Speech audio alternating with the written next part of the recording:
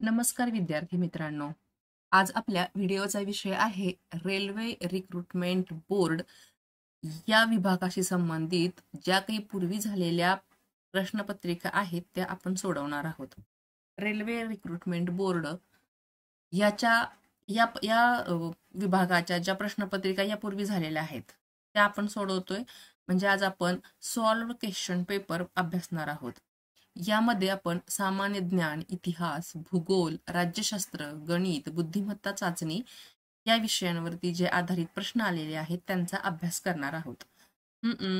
हा अभ्यास सुरू करण्यापूर्वी तुम्ही या व्हिडिओला लाईक करा, चॅनलला सबस्क्राईब करा आणि हो, सगळ्यात महत्त्वाचं म्हणजे तुम्हाला जे काही प्रश्न असतील, अडचणी असतील किंवा तुमची काही मागणी असेल की या विषयावरती व्हिडिओ करून पाठवा, आम्हाला त्याची गरज आहे, त्याचा अभ्यास करायचा आहे, तर आम्ही त्याही तुमच्या कमेंटचा किंवा तुमच्या प्रश्नांचा विचार करू आणि पुढचे व्हिडिओ त्याप्रमाणे बनवत जाऊ.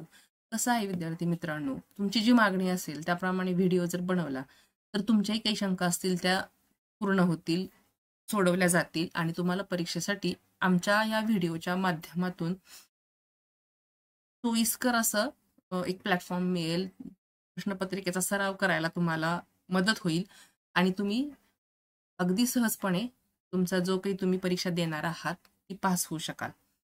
तर चला तर मग आपण या विषयावरती रेल्वे रिक्रुटमेंट बोर्ड या परीक्षेच्या अनुषंगाने पूर्वी ज्या परीक्षा झालेल्या आहेत त्याच्यावरील जे पेपर आहेत ते सोडवूयात. किमान तुम्हाला त्या परीक्षेसाठी प्रश्नांचं स्वरूप कसं असतं हे ह्या व्हिडिओच्या माध्यमातून समजणार आहे. आणि आणखीन एक, हा व्हिडिओ शेवटपर्यंत बघा, तुमच्या मित्रमैत्रिणींना, नातेवाईकांना सुद्धा शेअर करा, म्हणजे त्यांनाही या परीक्षेसाठीच्या अभ्यासाचा फायदा होईल.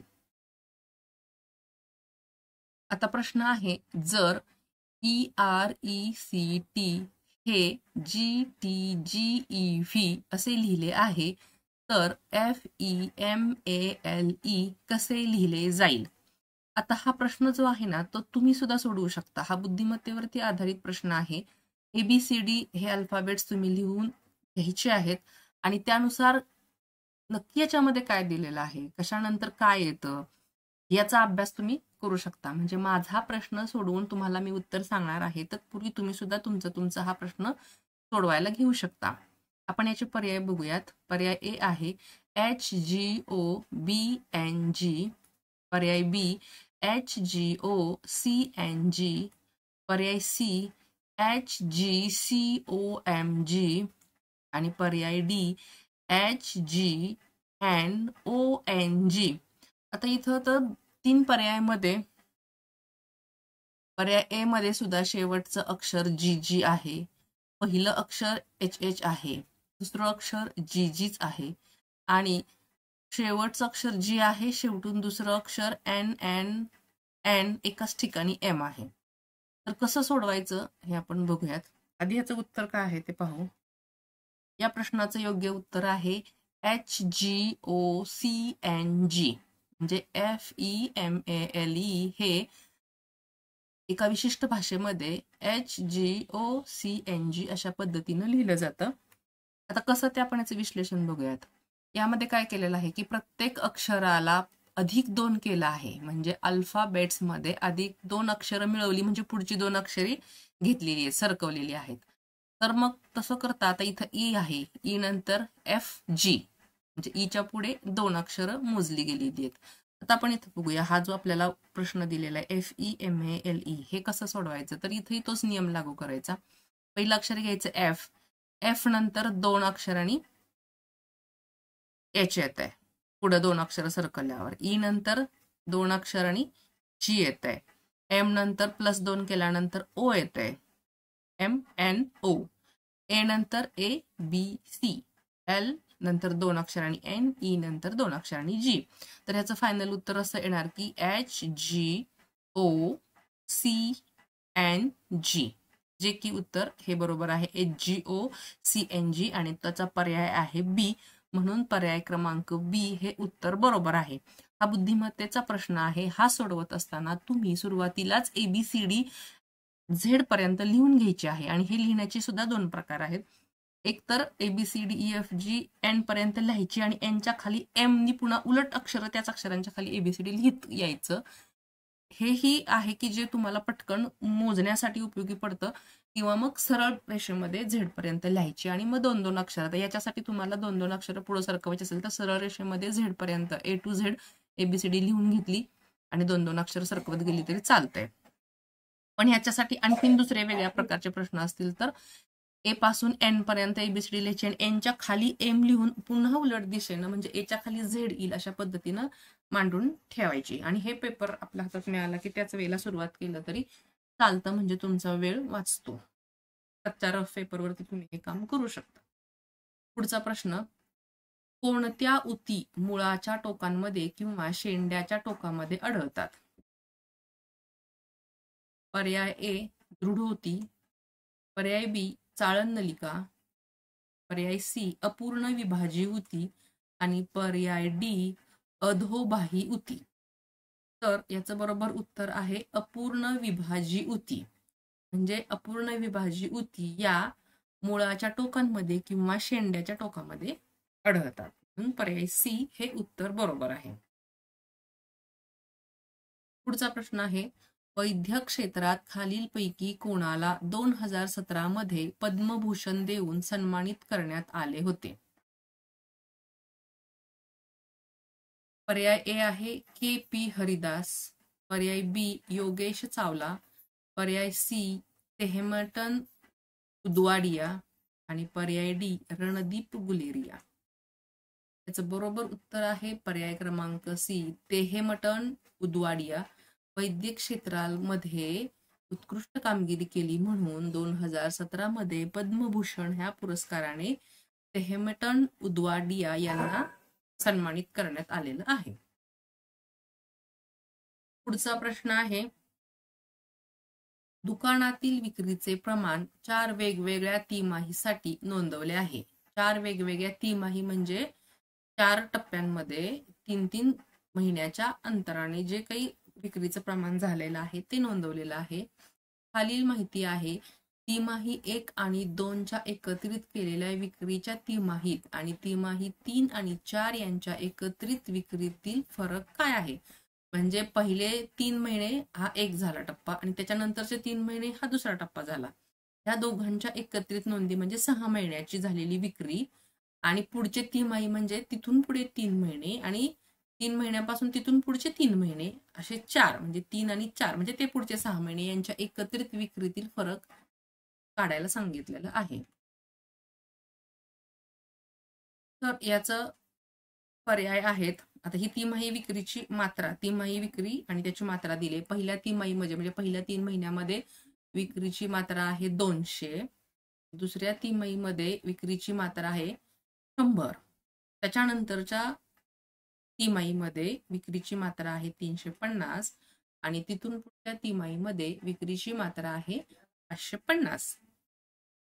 आता याच्यामध्ये फरक काढायला सांगितला आहे, तर ए हा पर्याय दिलेला आहे तर तो फरक त्यांनी सांगितलेला आहे 500, बी 600, सी 300 आणि डी 400.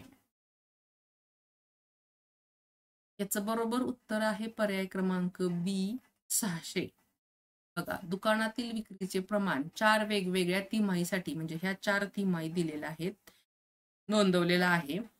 तिमाही 1 आणि 2च्या एकत्रित केलेल्या विक्रीच्या तिमाहीत म्हणजे 1 आणि 2 ही विक्रीची मात्रा यांची बेरीज केल्यानंतर तिमाही 3 आणि 4 यांच्या एकत्रित विक्रीतील फरक काय आहे?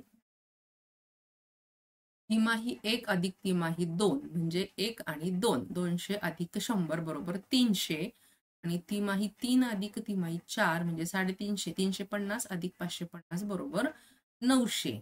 मग आता फरक काढत असताना 900 वजा 300, या 900 मधून हे 300 वजा केले तर 600 आलं.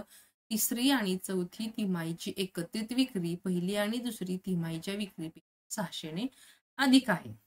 गणित सोपं आहे, फक्त त्यांनी फिरवून विचारलेलं असल्यामुळं आपला गोंधळ उडू शकतो. त्यामुळं हा गणिताचा प्रश्न वाचत असताना प्रश्न वाचतच आपलं उत्तर तयार होईल अशा पद्धतीनं समजून घेऊन वाचन करायचं आहे. म्हणजे मग आपल्याला मांडणी करून घेतल्यानंतर गणित सोडवणं सोपं जाईल. पुढचा प्रश्न, पुढे एक प्रश्न आणि त्याबरोबर 2 युक्तिवाद दिलेले आहेत. दिलेल्यापैकी कोणते युक्तिवाद प्रश्नाच्या संदर्भात ठाम आहेत हे ठरवा. एक प्रश्न दिलाय, त्याच्यामध्ये 2 युक्तिवाद दिलेले आहेत आणि ते युक्तिवाद कुठल्या प्रश्नासाठी ठाम आहेत ते बघायचंय. प्रश्न दिलेला आहे, नगरपालिकांनी पाण्याचे मीटर्स बसवून प्रत्येक महिन्याला शुल्क आकारायला हवे का? हा प्रश्न आहे. नगरपालिकांनी पाण्याचे मीटर्स बसवून प्रत्येक महिन्याला शुल्क आकारायला हवे का? युक्तिवाद काय आहे? पहिला युक्तिवाद आहे, हो, लोक हुशारीने पाणी वापरू लागतील. जर पाण्याच्या मीटर्स बसवले तर लोक हुशारीने पाणी वापरू लागतील. आणि 2, नाही, हे नीतिवत नाही. पाणी नैसर्गिक स्रोत असून लोकांना मूलभूत गोष्टींना मोफत सुगमता असायला हवी. जे पाणी हे नैसर्गिक स्रोत आहे, मग त्याला मीटर्स कशाला बसवायचे? तुम्ही सुद्धा याचं उत्तर शोधू शकता. पर्याय बघा, हे पर्यायामध्ये म्हटलेलं आहे, 1 आणि 2 हे दोन्ही युक्तिवाद ठाम आहेत, म्हणजे दोन्ही बरोबर आहेत. बी म्हणत आहे की 1 आणि 2 हे युक्तिवाद दोन्ही ठाम नाहीत. सी म्हणत आहे की केवळ दुसरा युक्तिवाद ठाम आहे आणि डी म्हणत आहे की केवळ पहिला युक्तिवाद ठाम आहे. बरोबर उत्तर आहे पर्याय क्रमांक डी, केवळ पहिला युक्तिवाद ठाम आहे. कसं? तर नगरपालिकांनी पाण्याचे मीटर्स जर बसवले तर महिन्याला शुल्क म्हणजे कर, पैसे घेतले जातील, तर मग लोक नक्कीच पाण्याचा वापर कमी करतील. पुढचा प्रश्न आहे, जीतने 1/10 पुस्तक वाचलेले आहे, तर ज्योती वाचत असलेले पुस्तक तिने 11/14 वाचलेले आहे. दोघींना त्यांची पुस्तके वाचण्यासाठी अजून 180 पाने उरलेली आहेत. जीतने वाचलेल्या पानांच्या संख्येचा किती भाग ज्योतीने वाचलेला आहे? जीत आणि ज्योती ह्या 2 व्यक्तींनी जी पुस्तकं वाचलेलं आहेत त्याची माहिती दिलेली आहे. जीतने पुस्तक वाचले 710 आणि ज्योतीनं वाचलेलं आहे 11/14. दोघींना त्यांची पुस्तके वाचण्यासाठी 180 पाने उरलेली आहेत. तुम्हीही माझ्या बरोबर हे गणित सोडवू शकता आणि तुमचं उत्तर तुम्ही काढू शकता आणि टॅली करू शकता की आपलं उत्तर बरोबर आहे का किंवा आपलं काय चुकलं हे सुद्धा तुम्हाला समजून जाईल. पर्याय दिलेले आहेत. पर्याय ए आहे 7/11, पर्याय बी आहे 11/10, सी आहे 7/5, डी आहे 11/7. याचं बरोबर उत्तर आहे 11/7. तुमचंही हे उत्तर जर आलं असेल तर तुम्ही कशा पद्धतीने सोडवलेलं आहे ते बघा. 11/7 हे उत्तर बरोबर आहे. म्हणजे दोघींना त्यांची पुस्तके वाचण्यासाठी अजून 180 पाने उरलेली आहेत. तर जीतने वाचलेल्या पानांच्या संख्येचा किती भाग ज्योतीने वाचला? तर 11/7. कसं उत्तर आलं ते बघूयात. जर जीतने 710 पाने वाचले असतील तर उरलेली पाने 310, म्हणजे बेस आपण 10 धरलेला आहे. 10 पैकी 7 पानं वाचली असं म्हणू शकतो आणि मग उरली 10 पैकी 3. जर ज्योतीने 11/14 वाचले असेल तर उरलेली पाने हे 11 म्हणजे 14 पैकी 11 वाचन झालेलं आहे आणि उरले 14 पैकी 3. 11 आणि 3 14. दोघींनी मिळून उरलेली पानं आहेत 180. हे या प्रश्नामध्ये दिलेलंच आहे. आता हे जे राहिलेली पानं आहेत, उरलेली पानं 310 अधिक 314, म्हणजे जीतची 310 आणि ज्योतीची 314 बरोबर 180 म्हणजे 350 झालं. यांची बेरीज 310 अधिक 314 छेद समान करून घ्यायचे आणि तिरकस गुणाकार करून छेद समान करून घ्यायचे आणि 180 भाग द्यायचा, 350 येईल. इथे एक्स अधिक वाय म्हणजे जीत आणि ज्योतीच्या पुस्तकातील पाने आहेत. जीतने वाचलेली पाने किती? 7/10 गुणिले 350. हे 350 आलेत. 7/10 गुणिले 350 बरोबर 245. इथे आता 7/10 गुणिले 350 भाग लावायचा आहे. ज्योतीने वाचलेली पाने 11/14 गुणिले 350 बरोबर ही आली 275 पाने. कॅल्क्युलेशन करून तुम्ही करा हे, म्हणजे तुम्हाला कॅल्क्युलेशन करण्याचं आणि हे उत्तर बरोबर येतंय का सराव होईल. ज्योतीने जीतच्या वाचलेल्या पानांचा किती भाग वाचलेला आहे? तर ज्योतीनं पानं वाचले 275, जीतने वाचली 245, त्यांची वजाबाकी करायची आहे आणि ज्योतीने जीतच्या वाचलेल्या पानांचा थोडा अधिक भाग वाचलेला आहे की जो आहे 11/7. पुढचा प्रश्न आहे, संस्कृत नाटक मुद्रा राक्षस पुढीलपैकी कोणी लिहिले आहे? ए. सोमदेव, बी. कालिदास, सी. विशाखा दत्त आणि डी. नागार्जुन. बरोबर पर्याय आहे सी. विशाखा दत्त. संस्कृत नाटक मुद्रा राक्षस हे विशाखा दत्त यांनी लिहिलेले आहे. पुढचा प्रश्न, एका शहरामध्ये 85% लोक हिंदू, 40% लोक इंडियन एक्सप्रेस आणि 20% लोक टाइम्स ऑफ इंडिया वाचतात. पेपर वाचलेल्याचं टक्केवारी दिलेली आहे. तसेच 32% लोक हिंदू आणि इंडियन एक्सप्रेस, 13% लोक हिंदू आणि टाइम्स ऑफ इंडिया आणि 10% लोक इंडियन एक्सप्रेस आणि टाइम्स ऑफ इंडिया वाचतात. तर सर्व 3 वृत्तपत्रे वाचत असलेल्या लोकांची टक्केवारी शोधा. पर्याय ए आहे 32%, बी आहे 25%, सी आहे 15% आणि डी आहे 10%. एक शहर, त्याच्यामध्ये 85% लोक हिंदू पेपर वाचतात, हिंदू नावाचा, 40% लोक इंडियन एक्सप्रेस वाचतात, 20% लोक टाइम्स ऑफ इंडिया वाचतात आणि 32% लोक हिंदू आणि इंडियन एक्सप्रेस, 13% लोक हिंदू आणि टाइम्स ऑफ इंडिया, 10% लोक इंडियन एक्सप्रेस आणि टाइम्स ऑफ इंडिया वाचतात. सर्व 3 वृत्तपत्र वाचत असलेल्या लोकांची टक्केवारी शोधायची. बरोबर उत्तर आहे पर्याय क्रमांक डी, 10%. 10% लोक 3ही वृत्तपत्र वाचतात. तर कसं ते बघू.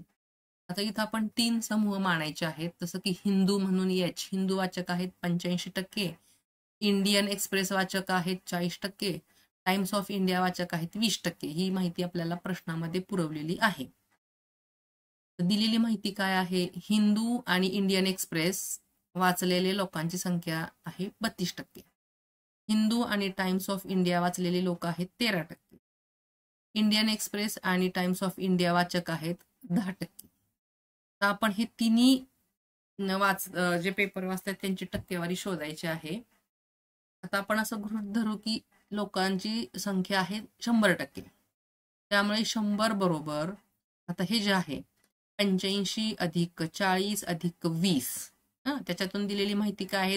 हे एक वाचणाऱ्यांची संख्या टक्केवारी आहे. 2 जे पेपर वाचतात त्यांची टक्केवारी त्यातून वजा करायची. -32, -13, -10 अधिक x. मग 100 बरोबर यांची बेरीज आली, म्हणजे जे एक पेपर वाचतात त्यांची बेरीज झाली 145. 2 प्रकारचे पेपर वाचतात त्यांची बेरीज झाली 55 अधिक x. आता यांची वजाबाकी केल्यावर 100 बरोबर 145 वजा 55 बरोबर 90 आलं. मग x बरोबर 90 भागिले 100, x बरोबर 10%. जे तिन्ही पेपर वाचतात त्यांची संख्या आलेली आहे. बघा समजतंय का? काही शंका असेल तर मेसेज करून कळवा. पुढचा प्रश्न आहे, नीताई नलिनीपेक्षा 12 वर्षांनी मोठी आहे. जर 5 वर्षा अगोदर त्यांच्या वयाची बेरीज 28 होती तर नीताईचे आत्ताचे वय काय आहे? नीताई आणि नलिनी दोघांच्या वयाची बेरीज आहे 28. ही त्यांची वयाची बेरीज 5 वर्षापूर्वीची आहे. बघूया. पर्याय ए आहे 25 वर्ष, बी आहे 23 वर्ष, सी आहे 26 वर्ष आणि डी आहे 24 वर्ष. बरोबर उत्तर आहे पर्याय क्रमांक ए, 25 वर्ष. म्हणजे नीताई आणि नीताई ही नलिनीपेक्षा 12 वर्षांनी मोठी आहे. 5 वर्षाच्या अगोदर त्यांची वयाची बेरीज 28 होती तर नीताईचे वय 25 वर्ष आहे. तुम्ही हे उत्तर सोडवलंच असेल. कसं ते आपण फक्त बघूया. तुमचं सोडवण्याचा प्रकार कसा आहे आणि मी इथं सांगणार आहे तो कसा आहे. जो सोपा वाटेल ते तुम्ही पेपरमध्ये वापरू शकता. बघा, माहिती दिलेली आहे. नीताई नलिनीपेक्षा 12 वर्षांनी मोठी आहे. 5 वर्षापूर्वी दोघींच्या वयाची बेरीज होती 28 वर्ष. आता असं गृहीत धरलं की नलिनीचं सध्याचं वय आहे x आणि नीताईचं सध्याचं वय आहे x अधिक 12, कारण ती नलिनीपेक्षा 12 वर्षांनी मोठी आहे. नलिनीचं जर वय x मानलं तर त्यापेक्षा 12 मोठी म्हणजे x अधिक 12. आता 5 वर्षापूर्वीचं वय करायचं म्हटलं तर नलिनीचं वय येणार x वजा 5, कारण 5 वर्ष आपल्याला मागं जायचं आहे.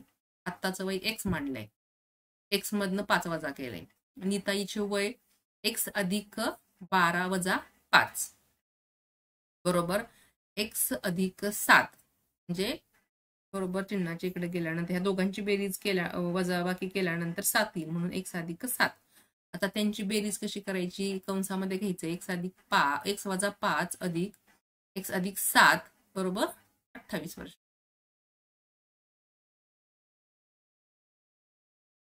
बघा समजतंय का? 2x अधिक, आता हे x 2x झाले, अधिक 7तून 5 गेले 2 बरोबर 28.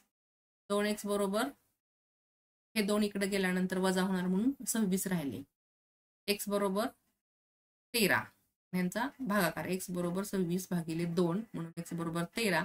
नीताईचे सध्याचे वय आहे x अधिक 12 बरोबर 13 अधिक 12 बरोबर 25 वर्ष. पुढचा प्रश्न आहे, दिलेल्या पदावलीचे मूल्य काढा. एक पदावली दिलेली आहे, कंसामध्ये आहे 3 भागिले 11 गुणिले 33 भागिले 6 कंस पूर्ण वजा पुढच्या कंसामध्ये 9 भागिले 4 गुणिले 11 भागिले 3 कंस पूर्ण अधिक त्याच्या पुढची पदावली आहे कंसामध्ये 25 भागिले 11 गुणिले 22 भागिले 10. तर आता ह्याचं मूल्य काढायचं आहे. पहिला दिलेला आहे पर्याय वजा 5/2, बी आहे 5/2, सी आहे वजा 9/2 आणि डी आहे 9/2. बरोबर उत्तर आहे वजा 5/2. सोडवले का तुम्ही हे बघा. सोडवण्यासाठी वेळ घ्या. हे करत असताना आपल्याला एक एक कंस सोडवून घ्यायचा आहे. कंचे भागो बेव म्हणजे कंसाचे भागाकार, गुणाकार, बेरीज आणि वजाबाकी. हे करत असताना आधी भागाकार करायचा, गुणाकार करायचा, बेरीज आणि मग वजाबाकी करायची. अशा पद्धतीनं कंस सोडवून घ्यायचा असतो. बघा आता हा प्रत्येक भाग स्वतंत्रपणे सोडवायचा आहे. पहिला कंस सोडवून घेतला 3/11 गुणिले 33/6. त्याचं उत्तर आलं. हे सोडवून घ्यायचे, तुम्ही प्रॉपर मांडून घ्या. 3/2 आलं. पुढचा कंस सोडवला 9/4 गुणिले 12/3, त्याचं उत्तर 9 आलं. त्याच्या पुढचा कंस सोडून घेतला 25/11 गुणिले 22/10 बरोबर 5. आता हे जे उत्तर आलेले आहेत ते सगळे भाग एकत्रित करायचे आहेत. 3/2 इथं चिन्ह आहे वजाचं म्हणून आपण इथंही वजाचं चिन्ह घ्यायचं. पुढच्या पदावलीच्या पुढे म्हणून 9 त्याचं उत्तर आहे पुढच्या पदावलीचं. त्याच्यानंतर अधिक आहे आणि ही पदावली सोडवल्यानंतर उत्तर आलेलं आहे 5, म्हणून 3/2 वजा 9 अधिक 5. आता हे छेद समान करून घ्यायचे. उत्तर आलं 13/2. नंतर 13/2 वजा 9 छेद समान करून घेतल्यानंतर उत्तर येते वजा 5/2. हे तुम्ही छेद समान करून घेण्याची प्रक्रिया कशी आहे ते सोडवून घ्या. आणि जर समजत नसेल तर कसं सोडवायचं हे विचारा. जर अडचण नसेल तर, समजतच नसेल किंवा छेद समान करण्याची प्रक्रिया जर कळाली नसेल तर आपण त्याच्यावरती एक वेगळा स्पेशल व्हिडिओ त्या गणितांच्यासाठी आपण करू शकतो, मात्र जर तुम्हाला गरज असेल तर. बरोबर उत्तर आहे पर्याय क्रमांक ए वजा 5/2. पुढचा प्रश्न, पुढीलपैकी कोणती विधाने सत्य आहेत? बघा ए विधान काय दिलंय, उच्च दाबाखाली स्वतःचे आकारमान कमी होऊ देणे हा पदार्थाचा गुणधर्म आहे आणि वायू हा गुणधर्म दर्शवतात. उच्च दाबाखाली स्वतःचे आकारमान कमी होऊ देणे हा पदार्थाचा गुणधर्म आहे आणि वायू हा गुणधर्म दर्शवतात. बी आकार बाह्य बलाखाली सहजतेने प्रवाहित होणे आणि स्वतःच्या आकारात बदल होऊ देणे हा द्रव पदार्थाचा गुणधर्म आहे आणि हा गुणधर्म द्रव आणि वायूंद्वारे दर्शवला जातो. आता ही 2 विधाने दिलेली आहेत. पर्याय दिलेत ए आणि बी दोन्ही बरोबर आहे. पर्याय बी केवळ ए बरोबर आहे. पर्याय सी ए आणि बी हे दोन्ही असत्य आहे आणि पर्याय डी केवळ बी हे सत्य आहे. केवळ ए हे विधान सत्य आहे. पर्याय क्रमांक बी. उच्च दाबाखाली स्वतःचे आकारमान कमी होऊ देणे हा पदार्थाचा गुणधर्म आहे आणि वायू हा गुणधर्म दर्शवतात. आकारमान कमी झालं की वाफेच्या रूपाने पदार्थाचा गुणधर्म आकारमान कमी होतं आणि वायू गुणधर्म दर्शवतात. आणि हा जो आहे हा पर्याय बी, बाह्य बलाखाली सहजतेने प्रवाहित होणे आणि स्वतःच्या आकारात बदल होऊ देणे हा द्रव पदार्थाचा गुणधर्म आहे आणि हा गुणधर्म द्रव आणि वायूंद्वारा दर्शवला जातो हे चुकीचं आहे. पाण्याच्या द्रव पदार्थाच्या गुणधर्मामध्ये सहजतेने बदल प्रवाहित होते आणि स्वतःच्या आकारात बदल होऊ देणे हा द्रव पदार्थाचा गुणधर्म आहे आणि हे वायूंद्वारे दर्शवलं जातं हे चुकीचं आहे. उच्च दाबाखाली म्हणजे जास्त ऊर्जा दिल्यानंतर स्वतःचे आकारमान कमी होऊ देणे हा पदार्थाचा गुणधर्म आहे. वायू हा गुणधर्म दर्शवतात. वायूच्या रूपानं तो होऊन जातो, तो गुणधर्म दर्शवतात. हे विज्ञानावरचा प्रश्न आहे आणि त्याच्यासाठी तुम्हाला त्याचा प्रॉपर अभ्यास करणं सुद्धा गरजेचं आहे. पुढचा प्रश्न 96 भागिले कंसामध्ये 88 वजा पुन्हा कंसामध्ये 53 वजा कंसामध्ये 37 वजा 126 भागिले 9 गुणिले 4 तिन्ही कंस पूर्ण बरोबर किती. हे कंस सोडवून घेण्याचा प्रकार आला. पर्याय ए आहे 6, बी आहे वजा 11, सी आहे 11 आणि डी आहे वजा 6. बरोबर उत्तर आहे पर्याय क्रमांक ए 6. बघूयात आता. कंसाचे भागाकार आणि गुणाकार करून घ्यायचे म्हणजे 126 भागिले 9 बरोबर 14. आता इथं पहिला या मोठ्या कंसामध्ये इथं भागाकार करायला सांगितलाय. कंचे भागू वेव हा सूत्राचा वापर करायचा आहे. आधी भागाकार आणि गुणाकार करून घ्यायचा आहे. मग इथं हा कंस सुरू झाल्यापासून इथं वजा वजा वजाच आहे. फक्त 126 भागिले 9 हा भागाकार आधी आणि मग गुणाकार असं आहे म्हणून हे आधी आपण सोडवून घेणार आहोत. 126 भागिले 9 बरोबर 14 याचं उत्तर आलं आणि 14 गुणिले हे पुढचे 4. कंसातील वजाबाकी करून घ्यायची आहे. 37 वजा 56 बरोबर 19. कसे आले हे 14 गुणिले 4 बरोबर 56. हाच कंस आपण आधी सोडवतोय. 37 वजा 56 14 चोक 56 बरोबर वजा 19. वजा चिन्ह ह्या मोठ्या संख्येला वजा चिन्ह असल्यामुळे उत्तराला सुद्धा वजा चिन्ह येणार आहे.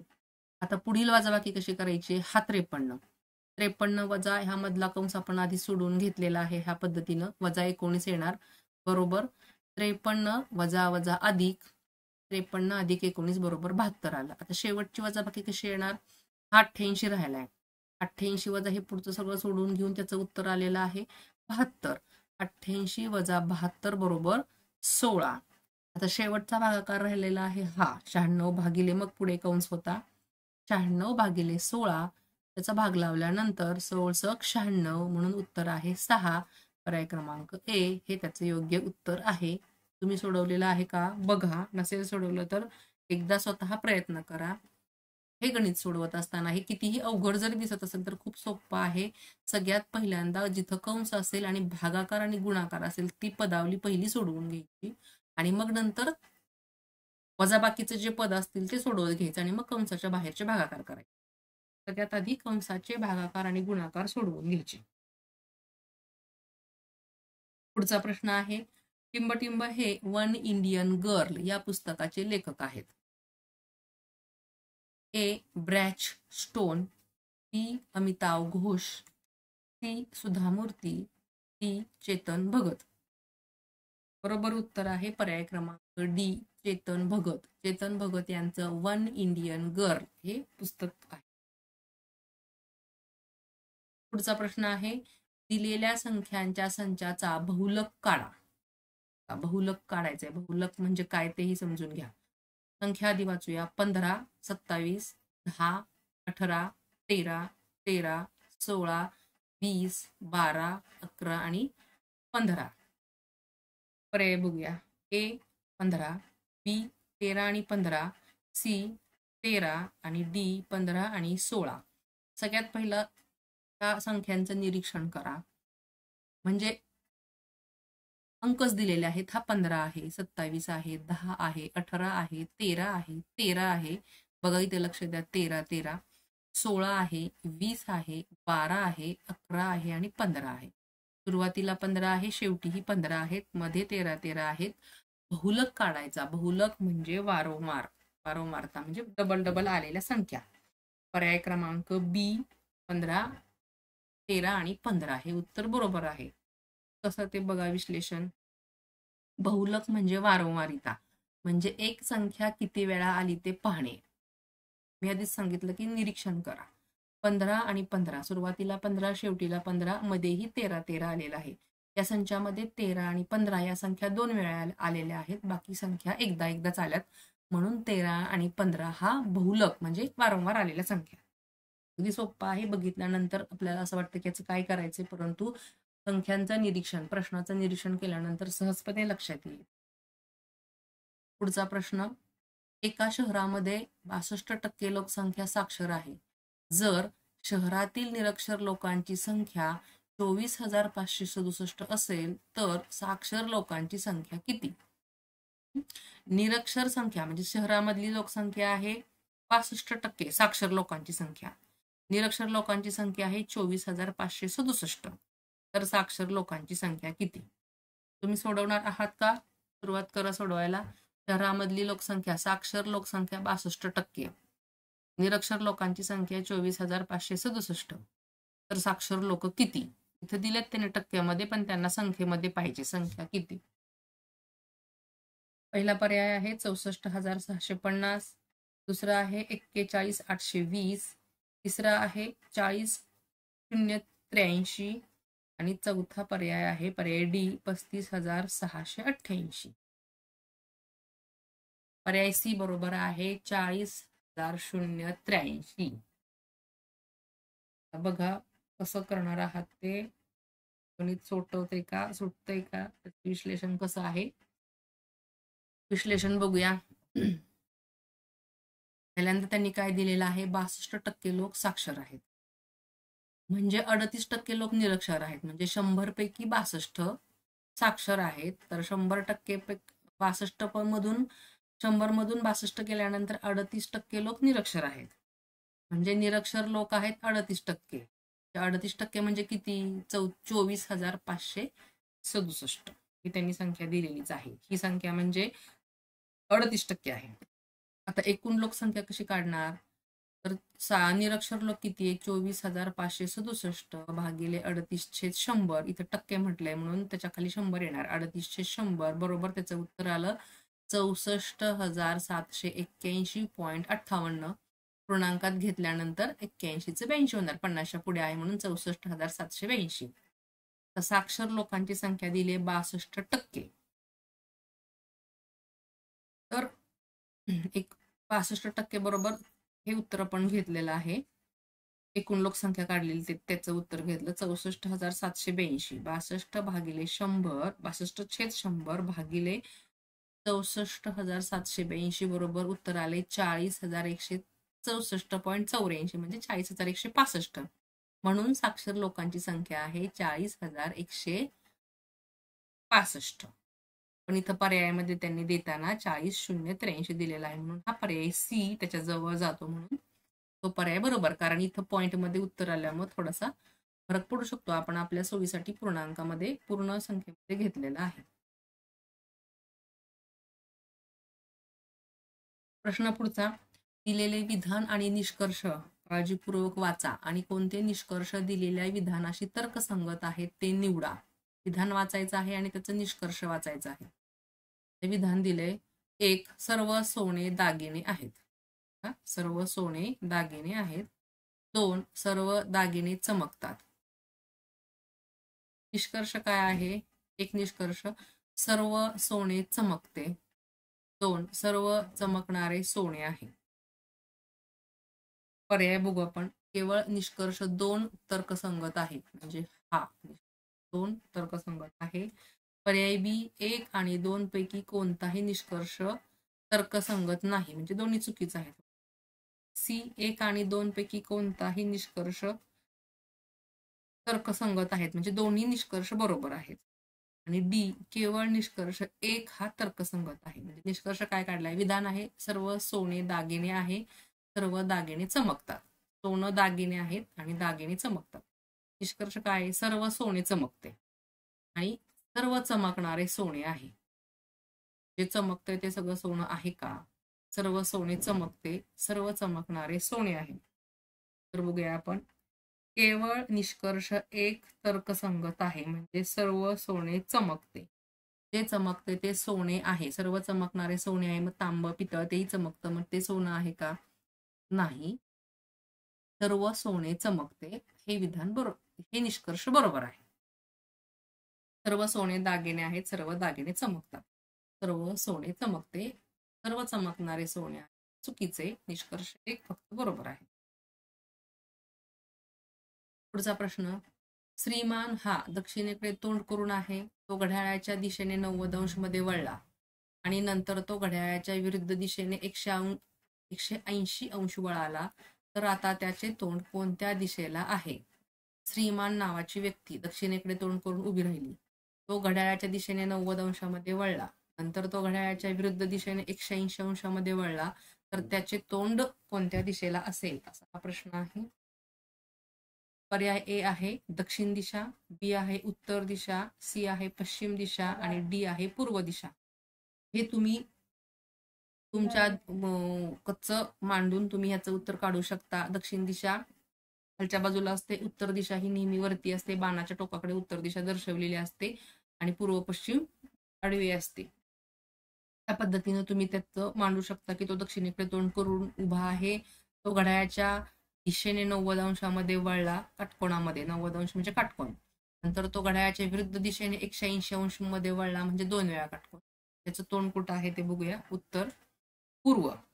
पर्याय क्रमांक डी हे उत्तर बरोबर आहे. कसं ते बघा. दक्षिणेकडे तोंड करून उभा आहे. पहिले वळण घड्याळाच्या दिशेने 90 अंशामध्ये. घड्याळाच्या दिशेने म्हणजे उजवीकडे वळणे. दक्षिणेकडून उजवीकडे वळल्यास तो पश्चिम दिशेला झाला, 90 अंशामध्ये वळाला. करून बघा तुम्ही. दुसरे वळण आहे घड्याळाच्या विरुद्ध दिशेने 180 अंशामध्ये, म्हणजे डावीकडे वळणे विरुद्ध दिशेने. पश्चिमेकडून डावीकडे 180 अंश वळल्यास तो पूर्व दिशेकडे जाणार, कारण बरोबर 90 आणि पुढचे 90 त्या दिशेनं तो पूर्वेकडे तोंड करून उभा असेल. करून बघा. काही शंका असतील तर कमेंट बॉक्समध्ये लिहून कळवा. समजलं असेल तरीही लिहा, नसेल समजलं तरीही लिहा. पुढचा प्रश्न. एका विद्युत उपकरणामधून 0.6 ए इतका विद्युत प्रवाह 10 मिनिटांसाठी वाहतो, तर त्या विद्युत मंडलातून वाहणाऱ्या विद्युत भाराचे प्रमाण शोधा. विद्युत उपकरणामधून 0.1 ए म्हणजे ॲमीटर, 0.6 ए इतका विद्युत प्रवाह वाहतोय. विद्युत प्रवाह मोजण्याचं मापदंड आहे ए म्हणजे ॲमीटर. पर्याय आहे 60, 36C, 6C आणि 360C. बरोबर उत्तर आहे डी 360. बघा आता इथे सूत्र दिले. विद्युत भार बरोबर विद्युत प्रवाह भागिले वेळ. आता इथे विद्युत भार शोधायचा आहे. विद्युत प्रवाह किती आहे आणि त्यासाठी लागणारा वेळ किती आहे हे सूत्र मांडून घ्यायचे. तर विद्युत भार म्हणजे क्यू बरोबर विद्युत प्रवाह म्हणजे आय आणि भागिले टी म्हणजे टाइम, वेळ. आता विद्युत भार कोलंबसमध्ये, हे सी म्हणजे कोलंबस, 60 कोलंबस. विद्युत प्रवाह अँपियर मध्ये हे 0.6 ए आणि टी म्हणजे वेळ सेकंदामध्ये 10 मिनिटे. 10 गुणिले 60 बरोबर 600 सेकंद. 10 मिनिटाचं आपण सेकंदामध्ये रूपांतर करून घेतलेलं आहे. तर ते करताना कसं करणार? क्यू बरोबर विद्युत भार किती आहे 0.6 भागिले 600 वेळ. विद्युत भार काढायचा आहे आपल्याला. विद्युत प्रवाह आहे 0.6 भागिले वेळ आहे 10 मिनिटे म्हणजे 600 सेकंद आणि त्याचं हे करून घ्यायचंय, भागाकार करून घ्यायचंय. ते आलं उत्तर 360. म्हणून पर्याय क्रमांक सी हे डी हे उत्तर बरोबर आहे. 360 कुलॉम्ब्स विद्युत भार. पुढचा प्रश्न आहे. एप्रिल 17 मध्ये जाहीर झालेल्या 64व्या राष्ट्रीय फिल्म पुरस्कार 2016 मध्ये खालीलपैकी कोणता चित्रपट मराठीतील सर्वोत्कृष्ट फीचर फिल्म म्हणून निवडला गेला होता? 16 मध्ये जो चित्रपट आला तो एप्रिल 17 मध्ये जाहीर झालेल्या 64व्या राष्ट्रीय पुरस्कारासाठी. ए सैराट, बी मडिपू, सी देवा आणि डी दशक्रिया. त्याचं उत्तर आहे डी दशक्रिया. 64व्या राष्ट्रीय फिल्म पुरस्कारासाठी 2016 मधील दशक्रिया हा सर्वोत्कृष्ट फीचर फिल्म म्हणून निवडला गेलेला आहे. पुढचा प्रश्न आहे 2017 मध्ये वर्ल्ड रॅपिड चेस चॅम्पियनशिप कोणत्या ग्रँडमास्टरने जिंकली? World rapid chess championship. A Viswanathan Anand, B Bhaskaran Abhidhan, C Jairam Ashwin आणि डी एस अरुण प्रसाद. बरोबर उत्तर आहे पर्याय क्रमांक ए विश्वनाथन आनंद, चेस चॅम्पियन. पुढचा प्रश्न गुरुत्वीय बल म्हणजे टिंबटिंब मधील आकर्षण बल होय. 2 वस्तूंमधील, 2 प्रभारामधील, बहुवस्तुमानांमधील आणि 2 चुंबकांमधील. बरोबर उत्तर आहे 2 वस्तूंमधील. गुरुत्वीय बल म्हणजे 2 वस्तूंमधील आकर्षण बल आहे. पुढचा प्रश्न आहे जर अधिक म्हणजे वजा, वजा म्हणजे गुणिले, गुणिले म्हणजे अधिक आणि x म्हणजे भागिले असेल तर 14 वजा 8 भागिले 20 गुणिले 5 भागिले 10 किती? म्हणजे या चिन्हांच्या ऐवजी इथं जे चिन्ह वापरायला सांगितलेलं आहे ते वापरायचं आहे आणि गणित सोडवायचं आहे. बघा हे गणित वाचत असतानाच आपल्या डोक्यात आलं पाहिजे की अधिक म्हणजे वजा आहे, मग ते कुठं वापरायचं? वजा म्हणजे गुणिले आहे, आता इथं वजा दिले म्हणजे इथं गुणिले चिन्ह वापरलं पाहिजे, असं आपण अभ्यास करत जायचंय. आपण पर्याय बघूयात. पर्याय क्रमांक ए 117, बी 120, सी 123 आणि डी 118. बरोबर उत्तर आहे डी 118. मी तर सोडवलेलंच असेल तरीही मी एकदा सांगते. मूळ उदाहरण आहे 14 वजा 8 भागिले 20 गुणिले 5 भागिले 10. हे झालं मूळ उदाहरण. त्याच्यामध्ये चिन्ह बदलायची आहेत. म्हणजे 14 इथं वजा म्हणजे गुणिले दिले म्हणजे 14 गुणिले 8. आता भागिले म्हणजे अधिक, अधिक 20, गुणिले म्हणजे भागिले, भागिले 5 आणि भागिले म्हणजे अधिक म्हणून 10. आता हे पुढे टप्प्याटप्प्याने सोडवायचं आहे. आधी भागाकार सोडवून घ्यायचा आहे. 20 भागिले 5 बरोबर 4, 14 गुणिले 8 112, 112 अधिक 4 अधिक 10 बरोबर 126. आता इथं त्यांनी 118 म्हटलेलं आहे परंतु याचं उत्तर बरोबर आहे 126. हा प्रश्नच देताना म्हणजे पर्याय देताना थोडंसं गणित हे झालेलं आहे. 126 हे त्यांचं उत्तर बरोबर आहे परंतु पेपरमध्ये सुद्धा हे 118 इथंच त्यांनी ते बरोबर दिले आणि हा पर्यायी दिलेला आहे. 126 पर्याय दिला गेलेला नाही, त्यामुळे आपलं उत्तर बरोबर आहे 126. माशांच्या हृदयात टिंबटिंब असतात. 3 कप्पे, 1 कप्पा, 4 कप्पे, 2 कप्पे. बरोबर उत्तर आहे 2 कप्पे. माशांच्या हृदयामध्ये 2 कप्पे असतात. चा प्रश्न आहे मार्च 17 मध्ये राणा कणबार पाल हे टिंबटिंबचे विधानसभा सभापती म्हणून निवडून आले होते. राणा कणबार पाल.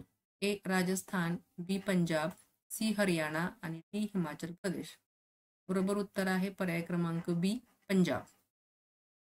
पंजाबचे राणा कणबार पाल हे विधानसभा सभापती म्हणून निवडून आले होते. टिंबटिंब हे विरलेल्या चुन्याचे रेणुसूत्र आहे. ए CaCl2, बी CaCO3, सी CaO आणि डी CaOH2. बरोबर उत्तर आहे CaO. हे विरलेल्या चुन्याचे रेणुसूत्र आहे. आता हे रेणुसूत्र प्रत्येक ह्याचं तुम्हाला रसायनशास्त्राच्या अभ्यासक्रमामध्ये मिळून जाईल आणि त्याचा प्रॉपर अभ्यास करणं गरजेचं आहे. टिंबटिंब हे उपकरण संभाव्य फरक मोजण्यासाठी वापरले जाते. ए ॲमीटर, बी व्होल्टमीटर, सी पोटेन्शिओमीटर आणि गॅल्व्हॅनोमीटर. व्होल्टमीटर हे उपकरण संभाव्य फरक मोजण्यासाठी वापरलं जातं. ज्याप्रमाणे पहिले पद हे दुसऱ्या पदाशी संबंधित आहे, त्याचप्रमाणे तिसऱ्या पदाशी संबंधित असलेला पर्याय निवडा. जपानशी टोकियो पहिल्या पदाशी दुसरं पद संबंधित आहे, तर चीनशी संबंधित काय, असा प्रश्न आहे. ए आहे बीजिंग, बी आहे ओस्लो, सी आहे नवी दिल्ली आणि डी आहे हॅवाना. तर बरोबर उत्तर आहे चीन बीजिंग. म्हणजे थोडक्यात राजधानी दिलेली आहे जपानची टोकियो आणि चीनची बीजिंग. पुढीलपैकी कोणाला 2018चा पद्म विभूषण पुरस्कार मिळाला नाही? नीट वाचायचं आहे, नाही म्हणून विचारलंय. 2018चा पद्मविभूषण पुरस्कार कोणाला मिळाला नाही?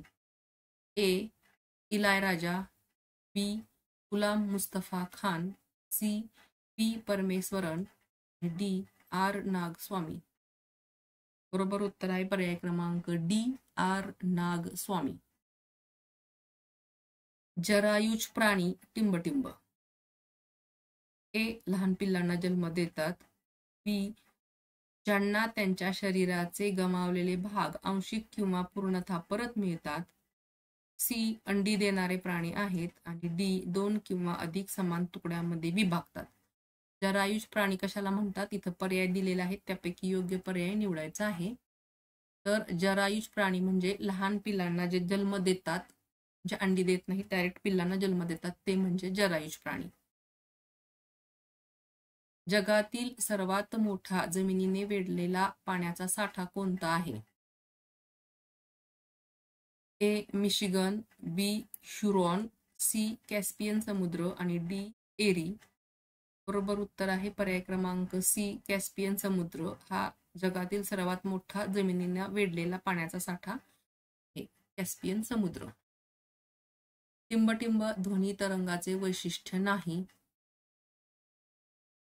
ए गती, बी वारंवारता, सी हर्ट्स आणि डी आयाम. हर्ट्स हे ध्वनी तरंगाचे वैशिष्ट्य नाही. पृथ्वीवरील वस्तूचे वजन हे चंद्रावरील तिच्या वजनाच्या टिंबटिंब पट असते. ए 1/6 पट, बी 6 पट, सी 5 आणि डी 1/5 पट. बरोबर उत्तर आहे पर्याय क्रमांक बी 6 पट. म्हणजे पृथ्वीवरील वस्तूचे वजन हे चंद्रावरील तिच्या वजनाच्या 6 पट असते. चंद्रगुप्ताचा मुलगा टिंबटिंब मौर्य साम्राज्याच्या सिंहासनावर बसणारी दुसरी व्यक्ती होती. चंद्रगुप्ताचा मुलगा टिंबटिंब मौर्य साम्राज्याच्या सिंहासनावर बसणारी दुसरी व्यक्ती होती. ए धनानंद, बी अशोक, सी बिंदुसार आणि डी बिंबिसार. बरोबर उत्तर आहे पर्याय क्रमांक सी बिंदुसार हा चंद्रगुप्ताचा मुलगा बिंदुसार मौर्य साम्राज्याच्या सिंहासनावर बसणारी दुसरी व्यक्ती.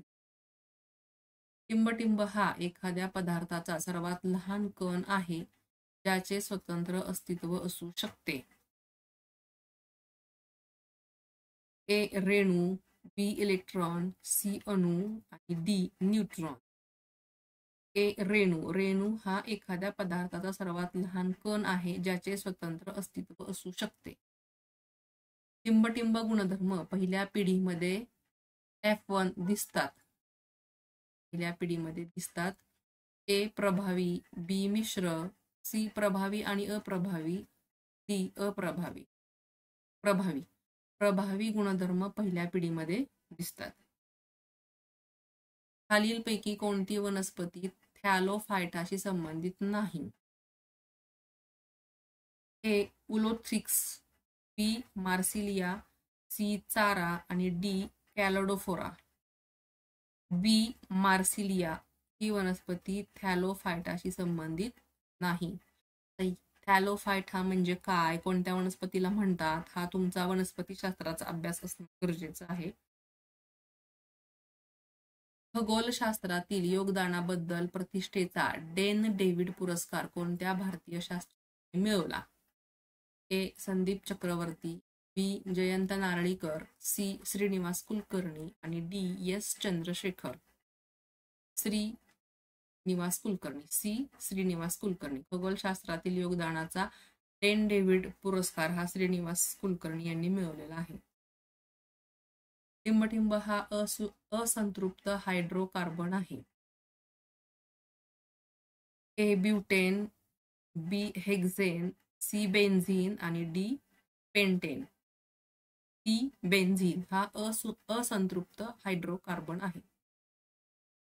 कार्य हा कशाचा गुणाकार आहे? वस्तुमान गुणिले घनफळ, बल गुणिले विस्थापन, वस्तुमान गुणिले प्रवेग, लांबी गुणिले रुंदी. बल गुणिले विस्थापन. कार्य हा बल गुणिले विस्थापनाचा गुणाकार आहे. बल गुणिले विस्थापनाचा कार्य हा गुणाकार आहे.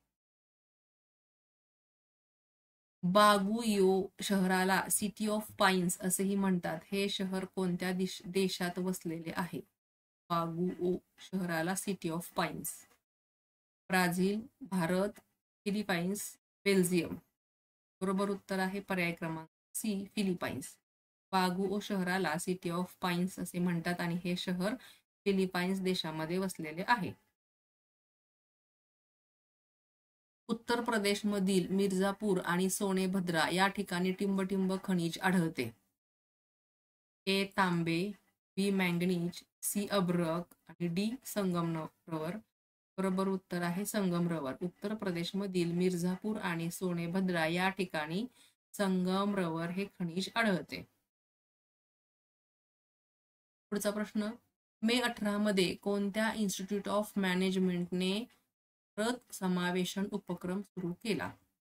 ए अहमदाबाद, बी बंगलोर, सी कोझिकोडे आणि डी लखनौ. बरोबर उत्तर आहे अहमदाबाद. 2018 मध्ये अहमदाबाद इन्स्टिट्यूट ऑफ मॅनेजमेंटने भारत समावेशन उपक्रम सुरू केला. भारतातील पहिल्या जेनेटिक रिसोर्सेस बँकेचे उद्घाटन येथे करण्यात आले. ए मुंबई, बी दिल्ली, सी हैदराबाद, डी चेन्नई. बरोबर उत्तर आहे पर्याय क्रमांक हैदराबाद. भारतातील पहिल्या जेनेटिक रिसोर्सेस बँकेचे उद्घाटन हैदराबाद येथे करण्यात आले. बसवण्णा या मध्ययुगीन काळातील महान साहित्यिकाने कोणत्या भाषेत प्रसिद्ध साहित्य रचना केल्या आहेत? ए तामिळ, बी कन्नड, सी हिंदी आणि डी तेलुगू. बसवण्णा या मध्ययुगीन काळातील महान साहित्यिकांनी कन्नड या भाषेत प्रसिद्ध साहित्य रचना केलेल्या आहेत. एल देवेंद्र सिंग हे कोणत्या खेळाशी संबंधित आहेत? ए टेबल टेनिस, बी ॲथलेटिक्स, धनुर्विद्या आणि डी बॉक्सिंग. बरोबर उत्तर आहे बॉक्सिंग. एल देवेंद्र सिंग हे बॉक्सिंग या खेळाशी संबंधित आहेत. न्यूटनचा तिसरा नियम काय सांगतो? प्रत्येक क्रियेसाठी समान आणि विरुद्ध प्रतिक्रिया असते.